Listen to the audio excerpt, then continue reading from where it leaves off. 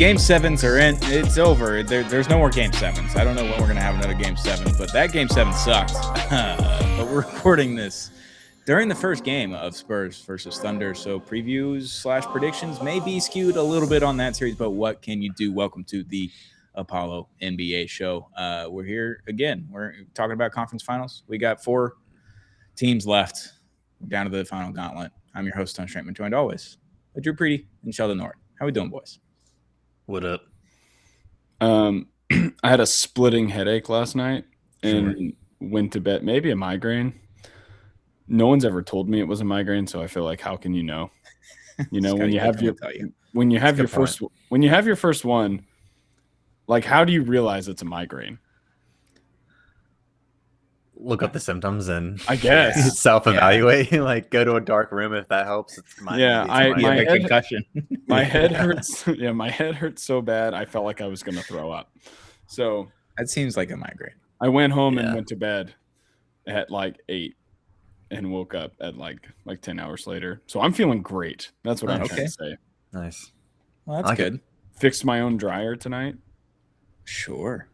What happened? Handyman Shelley. Well, it's funny. I was kind of anticipating this conversation happening this way. No, you can't do this. You're not anticipating that. You asked you said your dryer broke. You knew we were gonna ask. That's what I just said. I anticipated it going this way. That is what anticipation means. That's a good point. I opened it up last week to see what was going on, and I accidentally dropped my Phillips head screwdriver into it. And I couldn't take it apart because I didn't have the right tools to take the rest of it apart to get my you lost your screwdriver. That's incredible. Well, no, I needed a socket wrench, which I don't own. But I do now because I went to Home Depot and bought one, but I forgot to buy a multimeter that I needed to test the voltage to see if there was an electrical issue. So I got that today and I tested it and just needed to flip the breaker.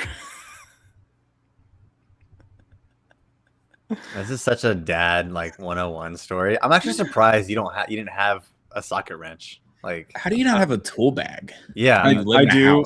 I do. It's just really limited, and I just have needed a wrench twice in my life, and I think I've used some pliers and stuff like that to make it work in the past. So, yeah.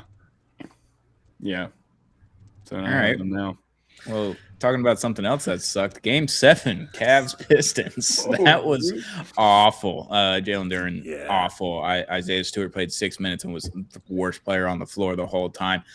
Jared Allen and Evan Mobley, just hell of the last 3-4 games of the series for them. And James Harden finally beats the Game 7 allegations, except for he was still cheeks. He was, 2 of 10? What a fucking disaster on one side. And James Harden. And then the other Cavs were just awesome. They made a lineup change, and it worked. They blew out the Pistons. The Pistons are dead. They need a lot of help this offseason. We're going to talk about that later. But Game 7's over. It was terrible. It wasn't even fun to watch either. No. It's not like some blowouts you can watch, and they're kind of fun, because they're just doing so much crazy shit. The Cavs weren't really doing anything crazy. They were just, beating them down low and out-rebounding them and just, not fun things, but, just out-execuing. Mm-hmm. And that Game 7 was just not fun to watch. But congrats to the Cavs, first ever Eastern Conference Finals without LeBron, or first Eastern Conference Finals since 2018. Left. Yeah. There you go. Nice, man. Yeah, I think it was a mix of the Pistons and Cade specifically, just kind of finally running out of gas. You know what I mean? He's the only guy that really contributed any kind of offense for the past month now since the playoffs have started. 14 games. Yeah. So combination of D-Mitch kind of passing the rock a little bit, because he was averaging a really low 2.5 assists for the playoffs after 6 for the regular season. So he kind of stopped, I guess, just solo chucking it and getting his teammates involved, which is the optimal thing to do when you have 2 pretty solid bigs in Allen and Mobley. So yeah, I think they kind of just, I guess, took them a while to figure it out. They should have closed in 6 at home, but now they're on to New York City, baby. Shelley watched all parts of the competitive part of this game and then went to sleep, apparently, is what we're hearing. Basically, yeah. So the first quarter. I was in a restaurant while the first quarter was happening, sitting next to a Pistons fan, and he goes, Keith? Yeah. He goes, poor guy. I feel bad for him. Except he did leave a group text that I'm in during the game. He's also a Golden State fan. He left the group text during the game. He did this during the Game 7 against the Magic too, or Game 6 when they were losing by double digits and then came back and won. Anyway, he is sitting there watching and he goes, "Oh man, it looks like the Cavs are playing harder." I was like, that's such a real like feeling watching your team in a game. If they're just getting like out hustled, you're like, this already feels over. I literally said Game 5 Stars versus Wild in round 1 in the press box. I was like, they're just playing harder than the Stars are. Like, that always sucks.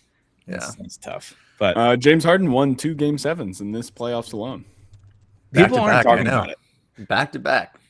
What was the stat in the first Game 7? Because was he 2 of 10 last night? I think it was 3 of 9 in the first Game 7. 3 of 9, 1 for 5 for 3. He was 11 of 13 from the stripe, so that's why he scored 18. Yeah. But he had 13 assists, or was that a different Game 7? I was looking. That was Game 7 against Denver last year. That's right, with the Clips. In which he had 7 points. Yeah, pretty good. Yeah, his shooting has just been, I don't know what it is. It's up here, man. It's got to be. I don't know. Just looked like he was lost last night. Every time he touched the ball, I was like, this is going to be a disaster. Anytime anyone else on the Cavs touched the ball, I was like, this is probably going to go well. And every time he touched the ball, it's just like, I don't think this is going anywhere. Even when he would drive and get the floater, he just couldn't get that. Open threes, couldn't hit those. It was like, it was all bad in the first half. And then I just stopped paying attention to James Harden. I was like, this isn't fucking worth it. You know what's crazy? I was looking at this going into Game 7 because, again, Keith thinks it bothers me that James Harden chokes in the playoffs. It's like, dude, those wounds, those are callous now. You can't hurt me anymore. Scar tissue. He wasn't that bad in Game 7s. Like, he wasn't great, but 17 with OKC against Memphis, 31 against the Clippers with Houston. He had a terrible Game 6 and basically got benched. He got benched. And then Game 7, he was fine. He didn't shoot like super well, but he scored a lot, mostly free throws. And then the Game 7 against the Warriors, where Scott Foster was trying to kill him and Jordan Bell together, he still scored 32 points. Is that the 3-point massacre? Yeah.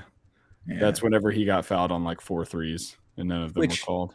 Yeah, that and like the rest of your teammates just missing the other 24 threes that you shot. Yeah, that's tough. Yeah, but since then, he's just been awful. Yeah, truly awful. Yeah, it's impressive. It's bad. And and his best playoff run in the 2020s really feels like the Clippers-Mavs series that went 6 games. He was the best player on the floor for the Clippers, like for 5 of those 6 games, and in Game 6 he was terrible.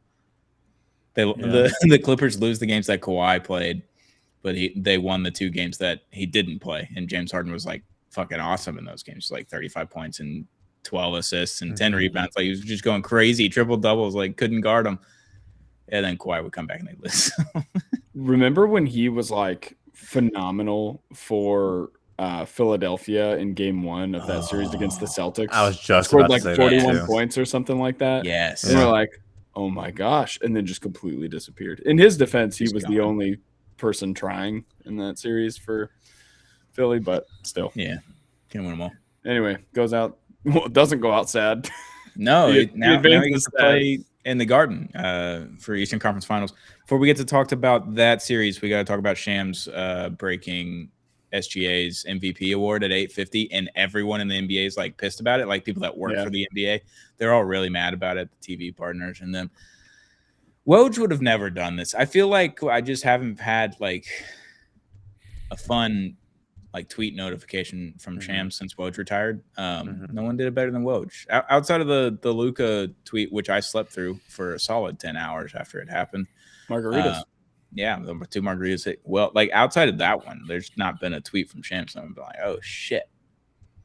I saw this conspiracy theory, and I don't know how true it is, but apparently some people think that he had it scheduled, like the tweet he had it scheduled to send out, and it was supposed to be 7:30 p.m.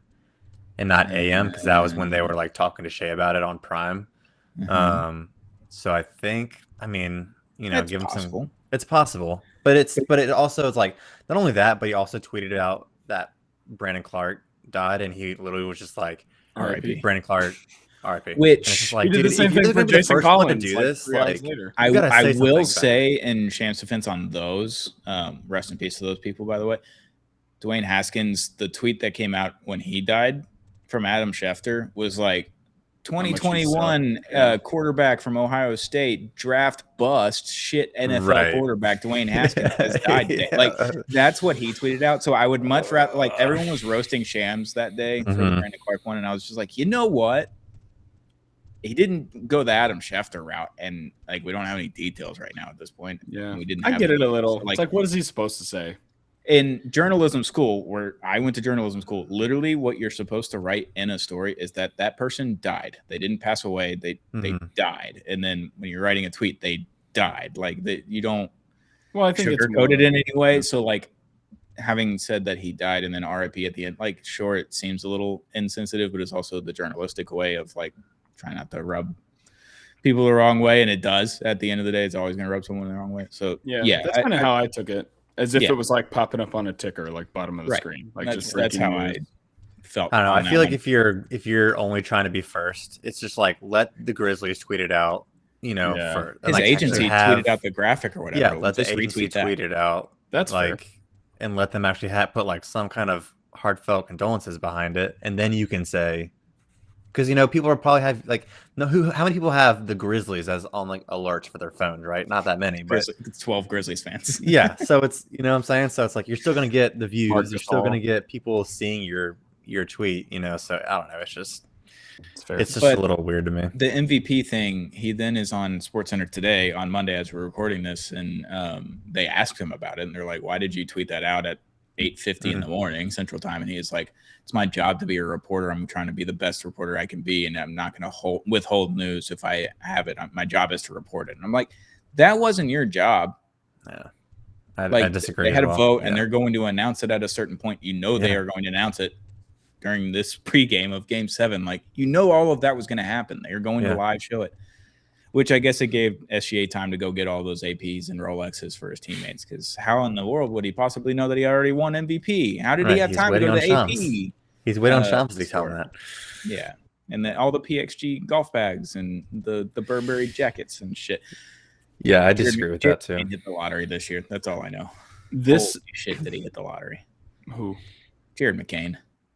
Just going thunder, getting all these gifts. Now he's good. Yeah, he's making TikToks. Drake dropped 3 albums. Jared McCain's in heaven this week. Might be the best week of his life. Got an AP, 3 Drake albums, and he's in the playoffs. Like, this is sick. Good for Jared McCain. Yeah, he's living high right now. This is completely tangential, and we can immediately move on from it. But it's the same thing with the draft. When someone's trying to tweet who the pick is before it's actually in. Right. So this isn't fun. Yeah. I don't know. I'm okay if they announced a trade. Like if they hadn't announced it on the thing, like, hey, the Spurs traded with the Thunder, this, that, and the other. Because usually TV's way behind on that. Yeah, 100%. I got screwed up in the NFL draft because the Dolphins traded back a spot. But then they just didn't tweet out what the draft was or what the trade was. And on the screen, and I'm watching it, I put the phone down because Kush texted me, and I was like, all right, I'm not looking at it. Look at the screen. It says Dallas at 11-12. I was like, did we just give up 11 for fucking nothing? Like, did we get Dak Prescott? Like, what did we do here? So confused. And then obviously, like a minute and a half later, they finally updated. I was like, oh, okay. So we do have 12. That's cool. Yeah. So I'm fine with the tweets about a trade, draft picks like that. Yeah, I'm good. Just let I just want to hear someone say it, Let the anticipation build. Yeah. Anyway. Yeah.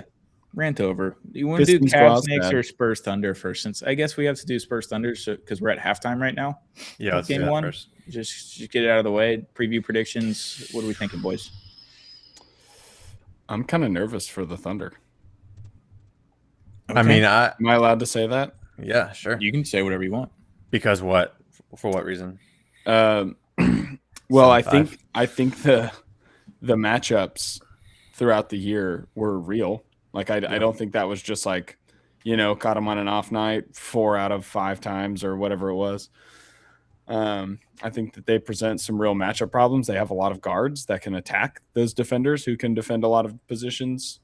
And it's kind of like counteracting where the Thunder's defense is constantly keeping perimeter players on their toes, having 3 legit ball handlers that can get to the cup with relative ease, and can also shoot enough. It's like kind of doing the reverse, keeping them on their toes. And then obviously it's just Wemby versus Chet down low. And I'm taking Wemby 10 times out of 10. The biggest X factor is obviously 10 times out of 10. Wow, that's Wemby over Chet. Yeah. I mean, I'm taking him like as a player, but I'm saying like in a series, in a game. Oh, I'm not saying like Okay. Wemby will win the matchup against Right. Chet 10 times out of 10. I'm just saying, yes, if I'm stacking for up a drafting team, someone. like who's got Yeah. the advantage? Who has the advantage? Yeah. Watch And then Derek obviously- Lively just beat every matchup with Chet. I'm taking Wemby 10 times out of 10. Yeah. Yeah, For just especially being Derek completely Lively. honest. That's how I feel it. Yeah. And then, I mean, obviously Shea's the biggest X factor, but I feel like he's been good in the playoffs, You want to but hear a not stat like line? not like nuts, You want to hear a stat line tonight? What at half? At half. So as we're recording this, we've watched the first half. Spurs are up 51-44.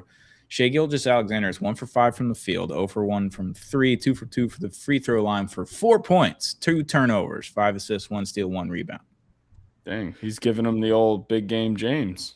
Guess who's the leading scorer right now? If you didn't know, For the Thunder? yeah, J-Dub. just guess. Caruso. Yeah, Oh, it is. he was just draining threes. I was about to say, it's usually was. like if he makes like 3 threes, like He's 4 of 7 from 3. He's got 16 points at half, which is very funny. I mean, that's good. That's good news for the Thunder if Shai's playing like that and they're only down. What was it, 7? 7, So, yeah. yeah, there's still They're gonna time. be fine. But Yeah, the Fox thing we talk about that is a little worrisome. yeah, Fox is right? out game 1. Out game 1. Puts a lot more pressure on Harper. Has to start instead of coming off. Was the it an bench. ankle sprain or a hamstring? I can't. Yeah, remember. he Is that right? he sprained it in game 4 against the That's right. Wolves. Yeah. Dealt with it in game 5, was getting better, but re-injured it in game 6, and that's why he's out for game 1. Yeah. Which is crazy because they won game 6 by 30. It's like, you wonder if he was just he? took that game off, if he would have been fine for Yeah. this one. But And that's the game that Ant played 39 minutes to. yeah, so Yeah, I think the ability to roll out all these guards is sick, and then when you lose one of the guards, it's a little less sick. But Yeah. their They bench do. is playing well and everything. So like Harper has like been incredible this postseason. We haven't really talked about him. Like he's been incredible, but Castle's like what 20-6, yeah, 22-6 Castle's really good, playoffs right now. yeah. He still looks wonky dribbling the ball, though. That's the one thing he's got to get better at. I think he still looks.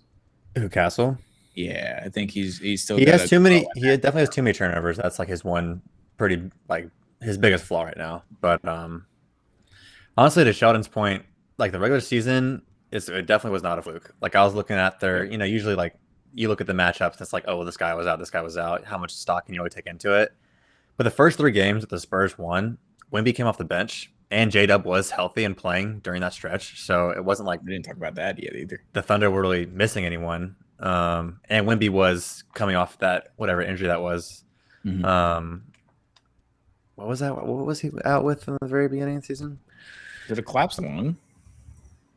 It was something weird. I can't It was a remember. weird one. Cade had a collapse long. Yeah, Kate had the That's collapse. okay, yeah. But it was anyways, he was coming off the bench those 3 games. So yeah, like Shelly said, like it's not nothing.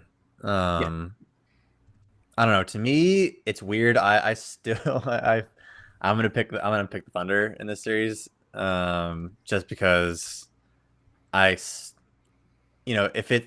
it's a historic like figure that we're seeing in Wemby, like I guess I'll just be wrong. Like, and it's not like I don't want I am rooting for the Spurs to win in this series, but I think the Thunder will win. So it's not like I'm picking the Thunder because I hate Wemby and blah blah blah.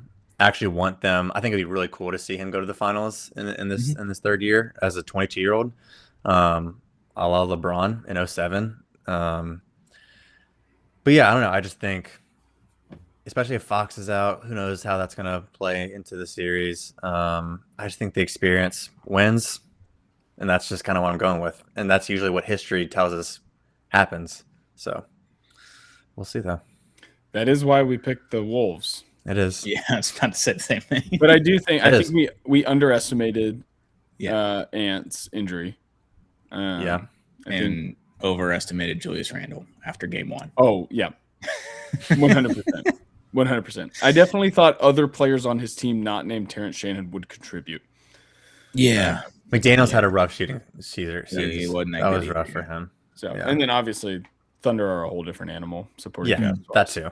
Yeah, I mean, I think my brain wants to say Thunder in 7. Like, I think it'll be a fist fight. But there's just like a part of me, my gut feels like the Spurs might do it. I don't know. And I don't want to say that. I'm the opposite of you. I would love for the Spurs to lose. But I just kind of feel like with the microphone in front of me, I have to be honest. Yeah, I hate both of these teams equally. I think it's so like that's my problem. It's so funny you hate the Thunder to me. I'll never get over it. But don't explain it again. Don't explain yourself again. It's not just 24. Like there was 2011 too. Like in 2012, like there's been several playoff series in between. There's history. Teams, so yeah. Like all series you won. No, 2012. Oh, 2012. Yeah, but the year before. Well, we did win a ton right before that. But yeah, I don't know. I just hate both of these teams, and I probably hate the Spurs more because they beat the shit out of the Mavericks more as a kid. But what can you do? Who do you think is having a harder time pick a team to root for, Stone or Skip Bayless? Skip, because I'm not putting out a 25-minute Twitter video talking about this series. I'm so serious, guys. One day we are going to we're just gonna live react to Skip. Just watch it all together. I thought Skip was a Spurs fan. He is, but he wearing an OKC hat. That video is him explaining why he's rooting for his hometown team instead of his longtime fandom team. Okay. But he's a Dallas guy too. It's just like, is he from Dallas? Yes, dude. He's the OG Cowboys writer. Yeah. Okay. He grew up a Cowboys fan and like a Dallas sports fan. So like, just like make up your fucking mind, dude. Whatever. These dudes just pick and choose here. It's so funny. It's so funny that guys like end up rooting for the teams that they cover. And then there's like Chandler Rome. Chandler Rome hates the Astros. He could not care less. It is weird because when I was in the press box in round 1 for the Stars Wild, the Wild writers that work for the Athletic were like tweeting, like making shit up and tweeting it during the game. Like they're like, Matt Duchene came over here and punched him after the whistle, and I was like, Matt Duchene had a bloody lip and he was coming over to yell at the guy. He didn't punch him, then got punched, and the writer was like, Matt Duchene came over and punched Foligno in the face, this, that, and the other. And everyone's like, are you just making shit up from the press box? Like, what do we? And he writes for New York Times, The Athletic. Like, you can't do that as I think that type of reporter. Right. When you're in our shoes, you can kind of do whatever the fuck you want, but whatever. Yeah, I think it's weird when they start rooting for teams. But nevertheless, I'm taking Spurs in 6. Dang. Because I don't think they can win it on the road in OKC in game 7. But you do think they'll win it. But I think as long as they win this game 1, I love my Spurs in 6. If they lose this game, I'm fucked. But I'm going to go Spurs in 6. I mean, you're not. Walk that out for me. Walk that out for me. I don't know. It's just a gut feeling. It's literally just a gut feeling. Like, I think the Spurs have enough.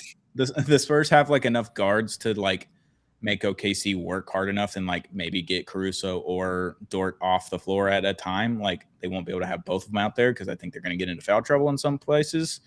I don't think their bigs are good enough to stop Wemby in any way, shape, or form, really. And they've already played Dort on Wemby, and I'm just like, this is barbecue chicken. Wemby can do whatever the fuck he wants on Dort. Like, I think the physicality and everything the Spurs just went through with the Minnesota Timberwolves are kind of prepping them a good bit for this series. I think they're going to expect the physicality to a higher extent than what they even got with the Wolves. For sure. I think they kind of just play out well. And I'm also worried about the J-Dub inserting back into the lineup after a bajillion games out. I don't know how that works. Obviously, it's working well tonight because he scored a bunch of points in the first half, but they're down. Shea's down in the points total right now. But, like, I just think that the Spurs have enough to slow Shea down at least a smidgen, because if he's averaging 25 instead of 32, there's your margin of win. Yep. Like probability, the 7 points right there. If you can get them down to 25, and I think they play good enough defense to do that, and I think they have enough offense to go past. Like I don't believe in Chet and Hardenstein on Wemby. Like I just don't. Have you considered that Dort might kill Wemby? That is a very real possibility. Potential wrench in your 6-game victory. Now, if that happens, all bets are off. I'm going Thunder in 7. But if injuries happen, if Dort kills Wemby, do both teams immediately become more likable?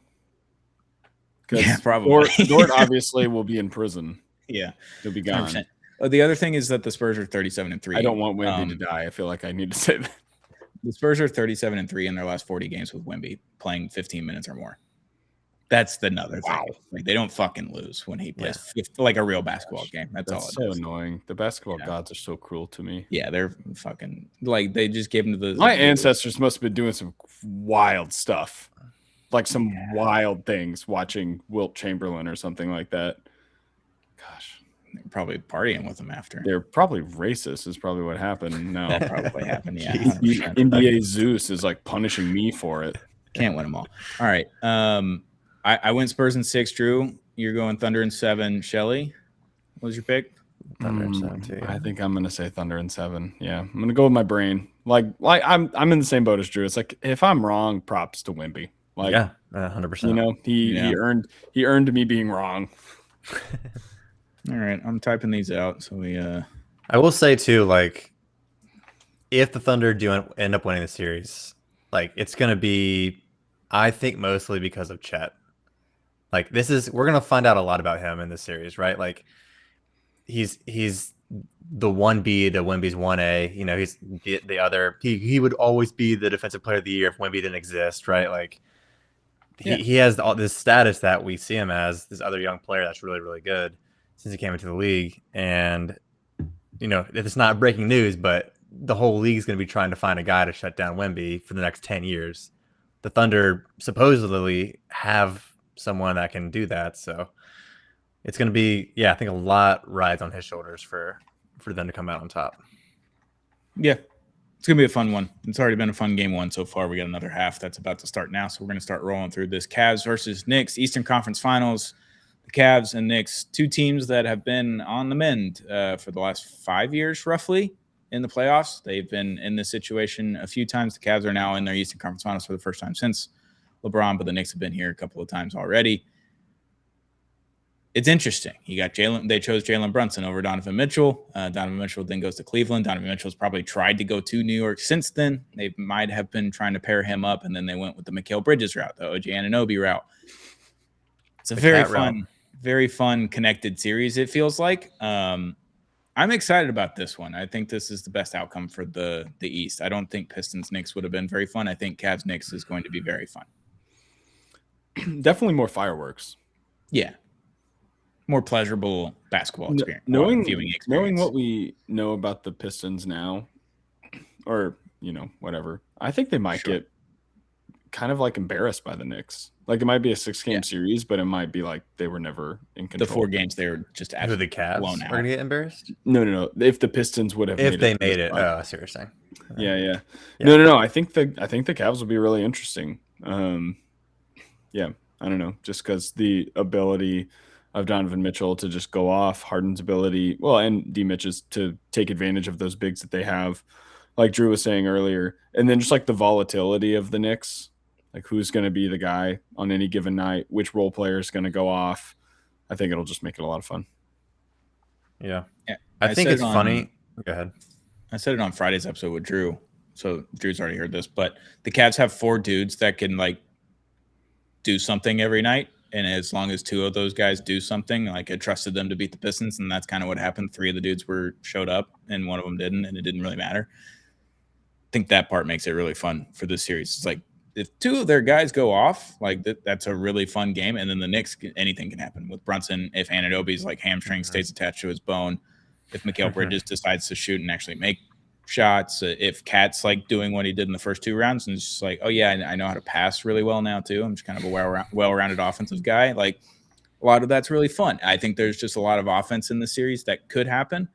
and you could have a lot of bullshit too. Like it could be 99-97, like really close games where everyone's just shooting dog shit numbers in the fourth quarter, but it's still pretty entertaining. I don't know. We can have both scenarios. Yeah, Brunson and D-Mitch are going to have a game where they both shoot like 4 for 15 from the field, awesome. But still score like 21.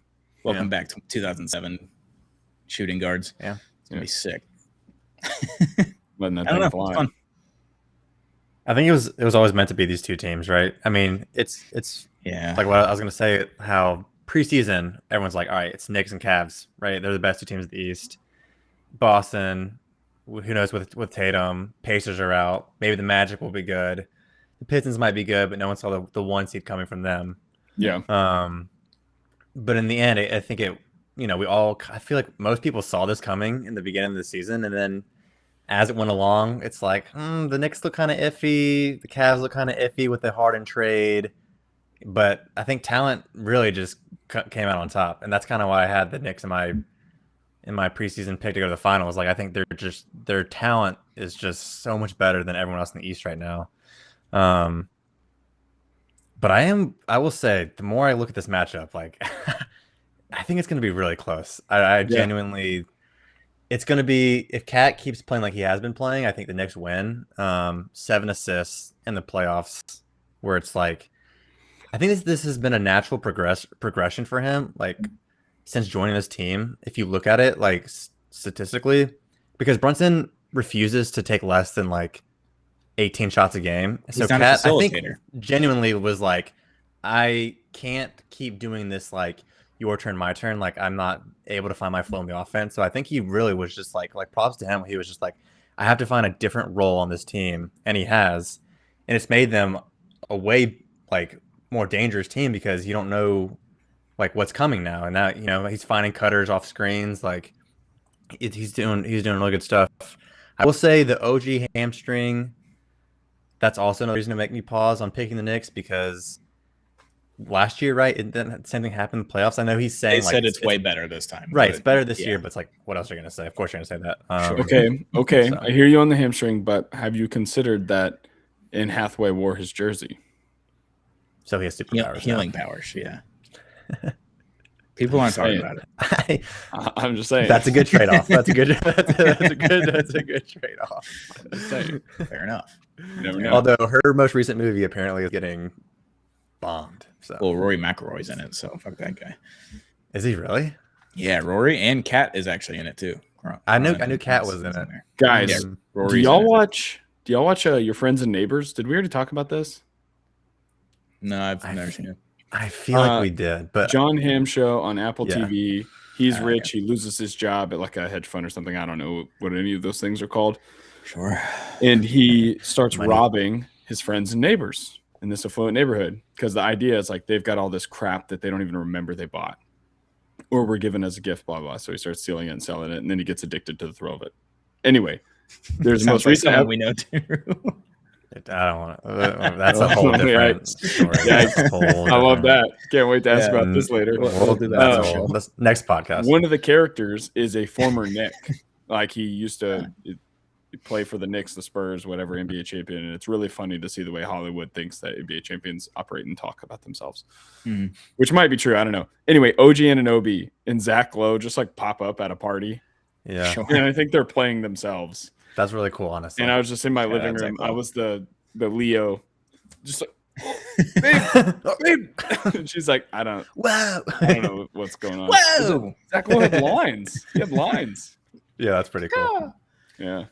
He's like, I know him kind of. He's in my car with me all the time. He's the voice in my head all the time. Yeah, I don't know. This series is fun. We'll do predictions real quick, and then we're going to get to some fun questions that I came up with today. Look at me making show notes. Great questions, honestly. Really good questions.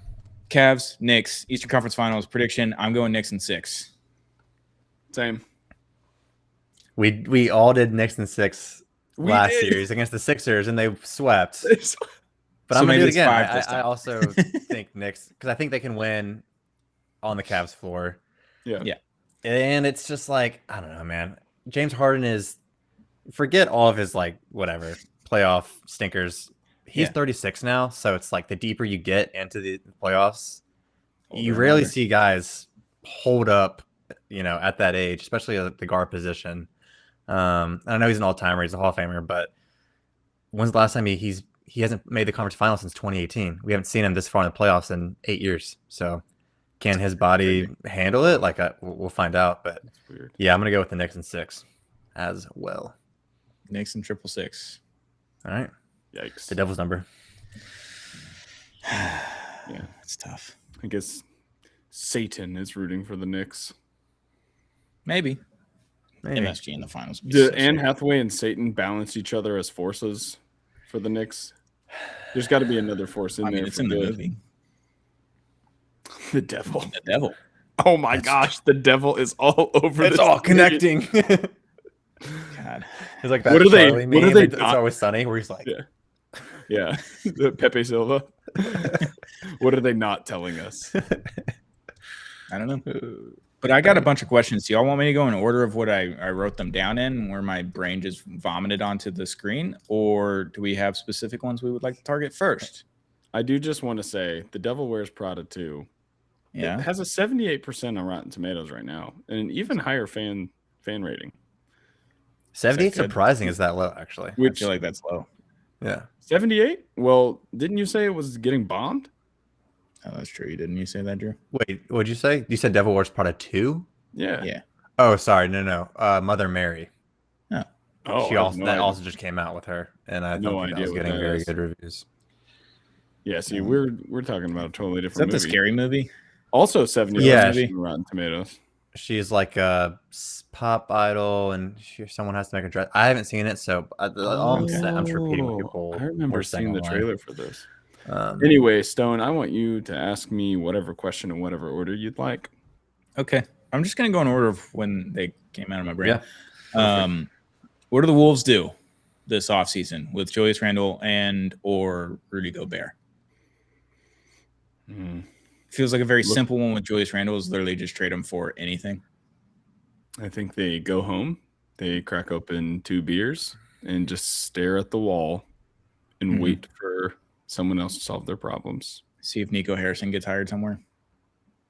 Kentucky guy, Nike guy. Makes sense. He does love defense. And Kentucky guys that also wear Nike. We don't want to talk about it. I don't know who's trading for him. That's why I don't know. They might be stuck. That's what I think too. I think they're actually just maybe Gobert has a price. I feel like that could happen. But then it's like, what are you getting in return for him? Like, what team? Like, if you're trading Gobert, it's going to be to a contender who's trying to keep their good pieces, anyways. So you're getting picks back, and now you're just going the rebuild route with Ant at 25 now. Like, it's not like he's just getting into the league and he's the fun young star. He's kind of back-to-back conference finals. Didn't make it this year. He's only 24. 24. Okay. But still, it's like you're not getting a good player back probably with these Ant's guys, only 24. Jeez Louise. I feel like Ant's only 24. Ever. Rudy and Julius are 33 and 31 respectively. Yeah. And they're both under contract for next season, and they both have a player option for the year after that. I think that's where the issue lies. If they were both expiring because of the player option, because I feel like both of them are opt into that, we could have a conversation. So, yeah, I think they're kind of stuck. But maybe Rudy Gobert, you can move them. Because what was the thought process? Like, I saw Mavs fans talking about it because apparently they were in talks with Connolly from the Wolves for the GM job before Masai and everyone got hired.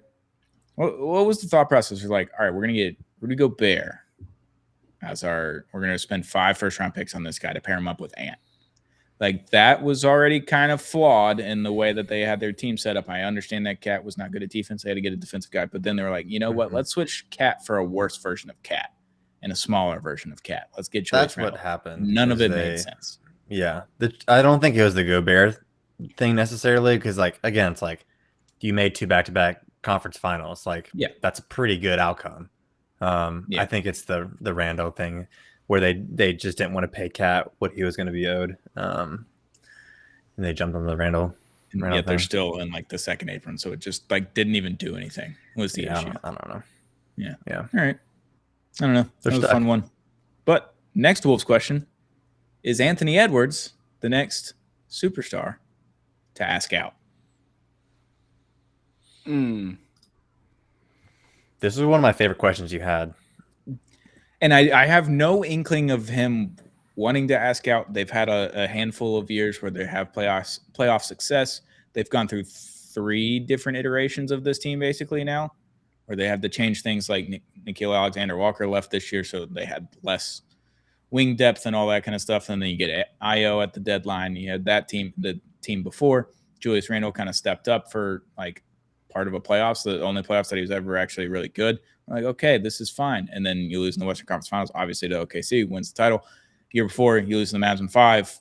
Every game was incredibly close. You felt like you were super close with that team, and then brought that team back and didn't make it the next year. So, like, I've had 3 different kind of iterations of this playoffs run with Ant. I don't know what his appetite is for Minnesota sports. I don't know what it's like up in Minnesota. He wears an Atlanta Braves hat every chance he gets. I don't know if he wants to go to Atlanta or not, but like from there and in Atlanta, Jesus Christ, I don't even want to think about that. That would be terrifying. Side effects. No, it's not ideal. Ripple effects throughout the whole country. Yeah. So I have no inkling that he wants to ask out, or if he's frustrated in any way, shape, or form. I'm sure he's frustrated of losing or whatever, but I'm sure like I don't know what it looks like. I was just asking if Anthony Edwards is the next guy to ask out. And that could be in 3 years. Like, I have no fucking clue. Would he beat Jaylen Brown to the punch? I think.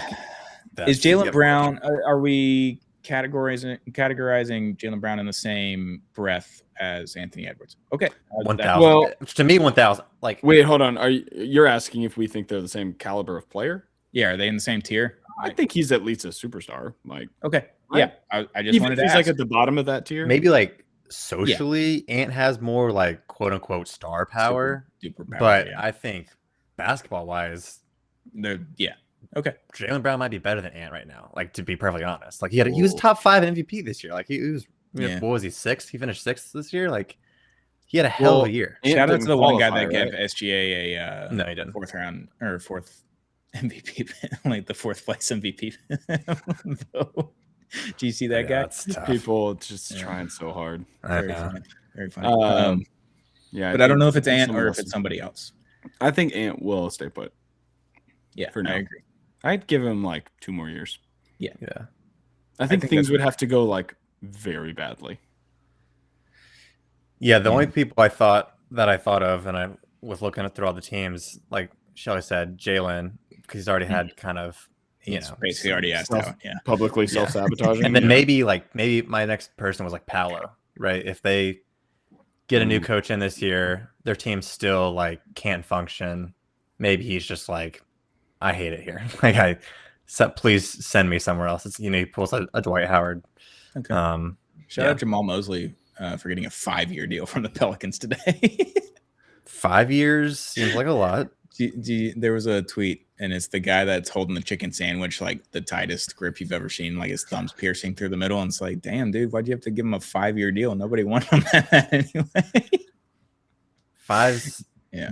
I think 3 would have been pretty solid, but could have got away with that. I mean, he did take the Magic from like the trenches to No, I think he's a good coach. Yeah, and I think he was just like he took that roster to the point where it could, and that's it. Next question. Okay, yeah. No, I was gonna throw out another person, but let's go. No, let me hear like what. Let's say Donovan Mitchell. There's like always chatter about depending how this series goes. Yeah, for sure. If they get swept, there's definitely a move there. Yeah. Next question. Do we forget about James Harden's Game 7 performance because Donovan Mitchell, Allen, and Mobley were so good? Who? Well, we led off the show talking about it, so I'm going to go with probably not. Should I ask the rest of the I'm going to go with probably. I think it pops up again. Yeah, I think it makes it funnier, honestly. Yeah. It's fair. That's like there's a chance we see another one. This is gonna be the Keith episode, like every single one of them. He can bookend this one. He texted me or whatever in a group. Winning Game 6 is basically winning Game 7 at this point since James is on the other team, and I haven't got to bring that back up to him yet. Keith, I see your comments on Spotify. Don't worry. He will text me and be like, "Do you guys even read these comments? Why am I doing this?" I read them like 3 weeks later. I'm on Megaphone and it's like, there's one new comment on Spotify. I'm like, let's go. I didn't even realize you could comment on Spotify. That's good. Yeah, you go through Megaphone, you can see it. Wow. How much money did Jalen Duren lose in the playoffs? $50 million? I think it's $60 million. Like total or like per year? We can go per year. Because what was the max extension? It would have been like. Well, he's going to be all NBA, so like 48, 50, something like that. Somewhere around there, right? Yeah, like 48. I think the max right now is like 48, 50. Yeah, somewhere in there. Like I'd say make probably more than Jackson Jr., right? 10 mil. He lost 10 mil, or you think 10 mil like a year? 10 mil a year. Yeah. You're saying he lost that? There's no way he's making more than 35 next year. It's my guess. He's looking for 40. Extension. I know, but I don't think he's making more than 35. I mean, I wouldn't pay him more than that. I mean, he just got outplayed by Stu and Paul Reed. This is like Jaren Jackson Jr. I know this is the Grizzlies. Like, he won the Defensive Player of the Year, and like he was really good, but that's what he was. He was just really good, and then he got that big deal because he won Defensive Player of the Year. Mm-hmm. And they just gave it to him. Unlike the Rockets, where Alperen Şengün and Jalen Green are like, we're not going to give you the max deal. So like, either you can take this or we can go to RFA. And they ended up taking it.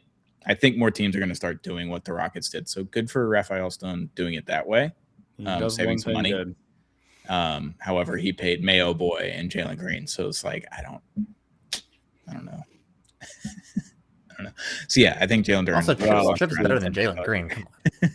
What are we talking about? You give him $100-something million. Jalen Green versus Triple J. It's not even a question. What do you? No, yeah, that's not a comparison. I think he's just talking. Now he's just taking shots at me, even though the guy he's making fun of ended up turning Jalen Green, who you're making fun of, into Kevin Durant. Into a guy that just missed the last 3 games of the postseason. Yeah, that's neither here nor there. Jalen Green functionally missed the last 3 games of the postseason too. Hey, he was an Iron Man until he left Houston. You know, people forget 82 games a year. He was always playing. Yeah, Jalen Duren, he lost a lot of money. Who's the scorer that the Pistons should go after? Number 2 scorer. Tobias Harris is off his contract now. Obviously, he went over in Game 7, or pretty close to it, it felt like. He was really bad. Duncan Robinson, obviously a little bit banged up, did not score the way he needed to in that series. They need a secondary scorer that is not Jalen Duren, even though they're probably going to need to bring Jalen Duren back. I don't know how they do it. I don't know how they figure out the cap space. I don't know if there's anyone available. Who's the scorer that they go get? Because they need somebody to help Cade, because Cade can't play 48 minutes a night and score every basket, because that's not what Cade is. They're going to have to trade for someone, right? Yep. Dude, they have so many second-round picks. Oh, my gosh. So, good Lord, so many second-round picks. So I don't know. What about Trey Murphy? Yeah. They'd have to send like every first they have. They don't even have that many. And Bill and Zach Lowe were talking on their pod today. They're like, they need to do the Mikal Bridges, or the Desmond Bane type of trade. It's where it's not the guy, but it's the guy behind the guy. Well, both of those trades have gone awesome so far. Correct. And I was just like, I feel like that's where they're going to pull the trigger, and it might not be for the best. And I don't know if it's Trey Murphy, it's like, is Trey Murphy really going to help you win another 4 games after the series that you were just in? Like, is he going to help you win an extra 5 games to get to the finals? I don't think so, but maybe. Here's a name that takes us back to the game going on right now. Bradley Beal. Jalen Williams. Yeah. Because we've seen AJ kind of recreate he makes $3 million a year. In the aggregate. He makes $3 million a year. We know that teams have to keep ducking this crazy apron tax. And to do that, they have to have good young players on rookie deals. They've already paying Shea. Are they paying Chet yet? I think it kicks in next year. They're paying. They just paid J-Dub. Is that who we're talking about? Yeah. Yeah. I think they hit the aprons next season. Yeah. So that's what I'm saying. It's like, if they don't want to avoid that stuff, do they just say, we'll recreate it in the aggregate? We have Jared McCain and AJ Mitchell. There's our points and assists and creation. I mean, Isaiah Joe's barely even playing. You got Aaron Wiggins. They don't play they have a ton of guards. Exactly. That they could theoretically like plug in. And that lets you probably keep Dort and Caruso. Maybe that's the answer. J-Dub. Yeah. And they get their favorite thing. They get more picks from the mat. They get more and more picks. I don't think Presti will be ever floating on happen. this. They're never going to be able to draft all these guys. They have to move these picks at some point too, or they have to move a guy. They're going to pull a Nets and draft 5 awful first-round picks. They're going to trade J-Dub to the Nets and MPJ was my other. No, thought. they're just going to send him there for number 6 and more picks and just salary relief. That's what it feels like. Okay. I don't know. All right. I bet the Bucks would trade him Kevin Porter Jr. Would an MSG be the best finals environment we've ever had this season? We're not talking about that. Yeah, The no. best we've ever had.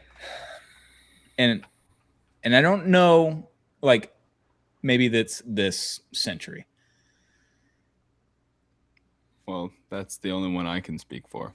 Right. And that's the only one I think all of us can really speak for. So, like, I can't go back to, like, Celtics, Lakers in the 80s. Like, I don't know what that was like. I'm sure it was fucking electric. But, like, I mean, MSG in 2026 might be their game 1 for the finals. If it's game 1 or game 3 for the New York Knicks, there's tickets for $100,000 that aren't even close to the floor. $100,000. I mean, the price is going to be absurd. Knicks in New York City is different than the Lakers in LA flavor because, like, the Lakers fan base is spoiled.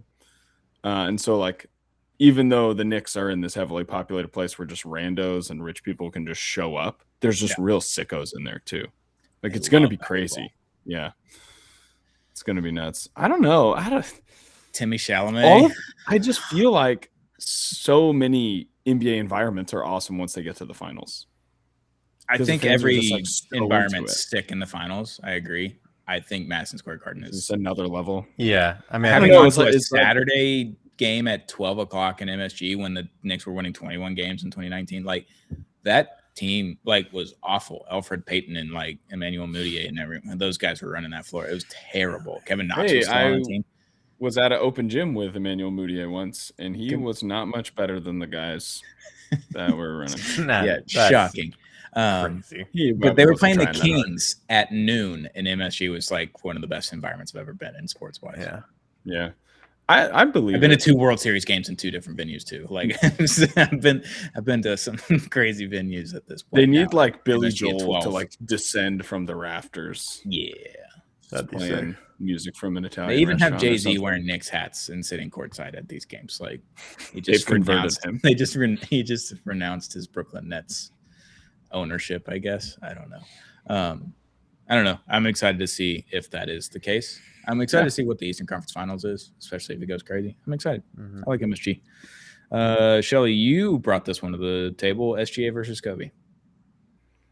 Yeah, I don't have a long argument for it. I just saw people saying they're yelling. It's way too early, dude. Just it's both way sides. too early.